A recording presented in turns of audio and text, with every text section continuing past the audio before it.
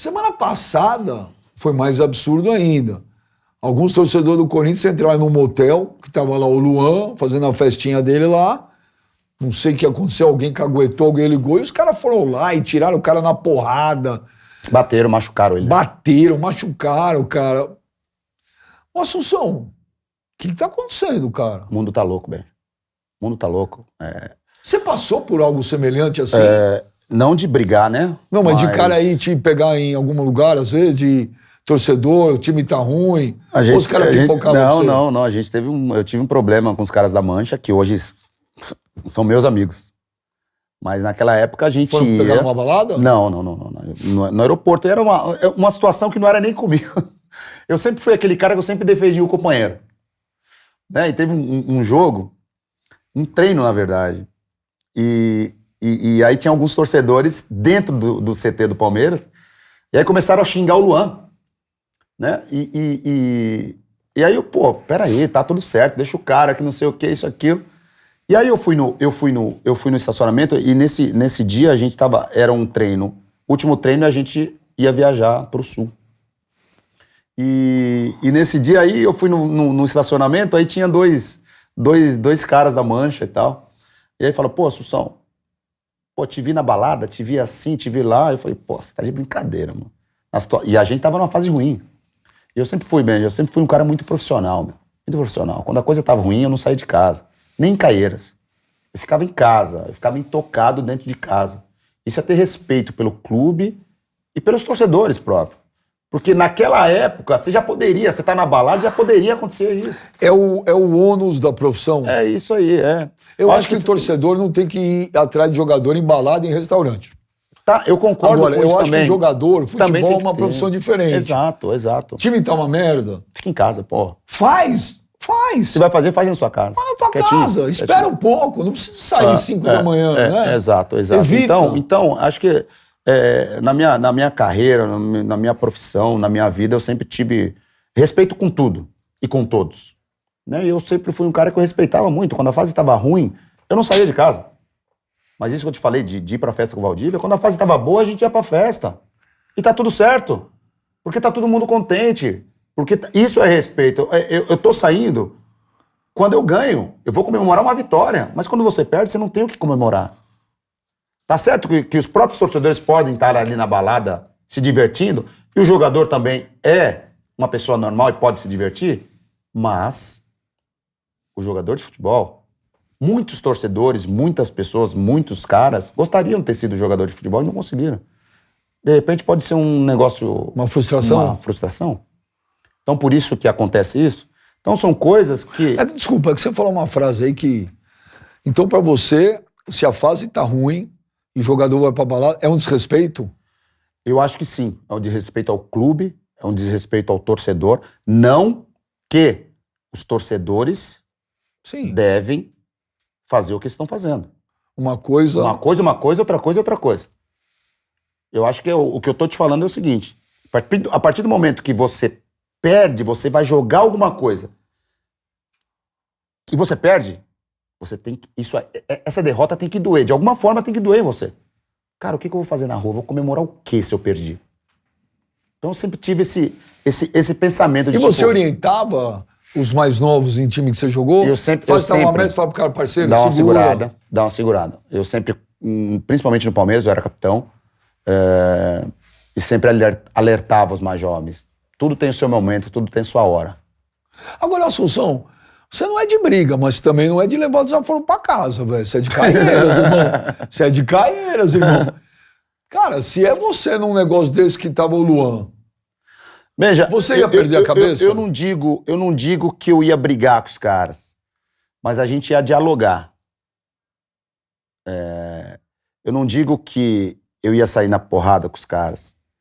Como o que eu tô te falando, no dia da treta com o pessoal da Mancha, que hoje são meus amigos, a gente dialogou, a gente discutiu, não teve agressão nenhuma, zero agressão. A gente discutiu, chegou um momento que depois a gente sentou, eu fui lá na Mancha, eles foram no CT, e a gente colocou uma pedra em cima daquilo ali e acabou tudo. Então, ou seja, eu cheguei, eu tô tão experiente hoje que eu falo, a gente não tem que ficar brigando. Cara, eu vejo meus amigos mais novos, às vezes, pô, brigamos lá que não sei o que. Falei, gente, como é que eu vou chegar em casa com o olho inchado? Por mais que eu bati, quebrei o cara, rebentei o cara. Eu tô com o olho inchado. Chego em casa, meu filho, pai, você brigou? Por mais que eu vou falar pra ele que eu bati, eu quebrei o cara, mas eu tô com o olhão inchado, ele não vai acreditar que eu bati. Mas, ô Assunção, quando você jogou na Europa, essa relação torcida organizada e jogador tinha também? Não, não tinha. Na Europa não tem isso. Por exemplo, o Betis perdia um jogo, você podia sair? É o que eu tô te falando. Não, mas lá, se você sai, ia ter dedo na cara, ia ter o caramba também ou não? Não. Lá você teve cobrança de torcedor no CT? É, sempre. Mas os caras vão no CT? Vão, mas abre a porta? Não, lá fora, né? Lá fora? Lá fora. Mas não entra? Dentro do estádio, não. Dentro do Você acha certo os clubes abrirem porta de sem treinamento para a torcida? A partir do momento que é para um diálogo, Benja, eu acredito, eu penso o seguinte, você é um chefe da torcida, você vai pegar 3, 4, 5 e você vai conversar com o grupo. Você não vai entrar 20, 30, 40, 50 torcedores. Porque aí já passa, aí todo mundo começa a xingar, começa a agredir com palavras e aí já se torna um ambiente ruim. Então, a partir do momento que você é o chefe da organizada, você pega 3, 4, 5 caras e vai, ó, precisamos falar com... Eu acho que...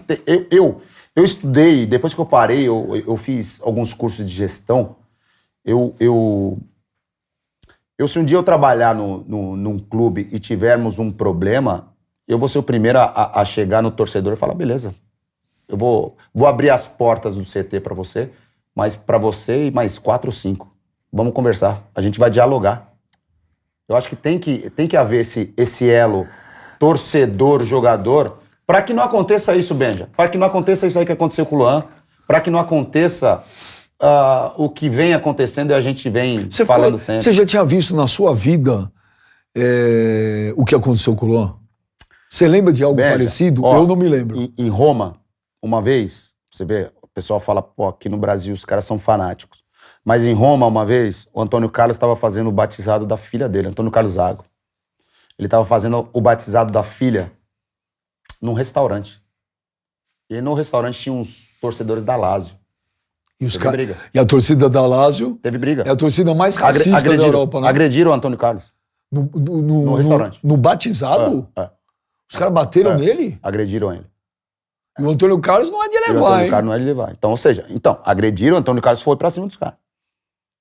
Então, ou seja... O cara batizando a filha? A filha, num restaurante, um domingo de manhã. Caraca. Então, ou seja, é o que eu tô falando. Esse diálogo entre torcedor e jogador, eu acho que tem que haver, sim. Não tem que acontecer isso, de abrir o portão e entrar 100 caras lá e vamos fazer bagunça e baderna. Então, mas essa história que você fala do Antônio Carlos, óbvio, não é que é normal, mas... Na Europa é assim, na Europa não tem torcida organizada, né? Tem aquele monte de gente que vai no campo. Sim, o que eu tô falando é o seguinte, mesmo assim é diferente do que aconteceu do Luan. Os caras trombaram o cara lá. Isso aí. Tipo, trombaram, não justifica. E torcida rival, né? E torcida rival. No caso do Luan, semana passada... É feio, né? Os caras foram lá. Benja, tiraram o cara, arrancaram o cara de dentro. Mas aí avisaram que ele tava lá, né? Avisaram, né? Provavelmente tem um X9 aí que também... Avisaram, né? E o estabelecimento também errou, né? Pô, certeza que foi alguém do estabelecimento que ligou e falou, ó, o cara tá aqui, meu. Isso é fato. Porque como iam saber que o cara tava lá? Pô, nós estamos falando de um lugar onde você entra com o seu carro e ninguém te vê, meu. Como é que ficam sabendo que o cara tá lá dentro? Então, futebolisticamente falando, cara, eu acho que o Luan é a pior contratação da história do Corinthians. Te falei isso já. Agora, nada justifica. Nada justifica. Você imagina se todo jogador que jogar mal vai se resolver batendo e agredindo. E outra, não sei se o Luan não vai meter ainda um processo, ainda não vai sair com... Fora tudo que ele já ganhou no Corinthians. E ganhando um pouquinho mais. E é capaz de ganhar. Exatamente. É capaz de ganhar, porque tá tudo documentado. Então Agora, como é que você explica o Luan jogador? Você que jogou bola, você que hoje é comentarista. Como é que um cara vem para um clube e durante 3 anos não jogou nada? O Luan veio passar férias remuneradas no Corinthians. E vindo de um clube e de uma competição onde era o rei da América, né? Ganhou a Libertadores com o Grêmio em 2000. Mas quando o Grêmio liberou, na época eu falei, deve ter alguma coisa, meu. Ninguém libera para um clube rival no Brasil. Alguma coisa tinha. Como é que você explica isso do Luan? É uma situação difícil, é uma questão sem explicação, né? Porque são muitos anos já, assim, nessa batida de, ok, você passa uma fase ruim, você passa um ano ruim, mas no outro você melhora. Ele tá 6 anos sem jogar. Você melhora, mas 6 anos, é muito tempo, 6? É muito tempo sem jogar. E um cara que destruiu lá no Grêmio, um cara que fez uma Libertadores muito boa. Então é muito difícil você encontrar uma explicação pro caso do Luan, cara. É difícil. Ninguém sabe, nem mesmo ele sabe. Né? Nem mesmo ele sabe o que acontece, mas, cara, onde estão as pessoas, o seu staff, se ele tem, onde estão as pessoas que trabalham com ele? É nessa hora que precisa de um Elizinho na vida de um jogador desse, cara. Porque o Eli foi um cara que me ajudou muito. Eu falo que ele não foi nem meu empresário, foi o primeiro e único empresário que eu tive na minha carreira. Mas eu falo muito que não foi meu empresário, foi meu irmão mais velho. Porque muitas vezes eu dava uma loucura de querer comprar tá com um carro na garagem, 2 carros na garagem e querer comprar o 3º carro. E ele chegar pra mim e falar, mano, pra quê? Vai montar o quê? Uma concessionária? Você tá louco? Você não vai comprar o carro. E não comprava. E eu não comprava. Ô, Luan, não, você vai pra festa. Ou não, você não vai pra festa, você vai ficar em casa. Não que o cara queira ser o pai, mas, pô, a situação que o cara tá vivendo, de não jogar, igual você tá falando, 6 anos sem jogar, 6 anos, imagine, 6 anos você está sendo o tempo todo xingado. O tempo todo você não pode ir na padaria que você é xingado. Eu não sei como ele aguenta.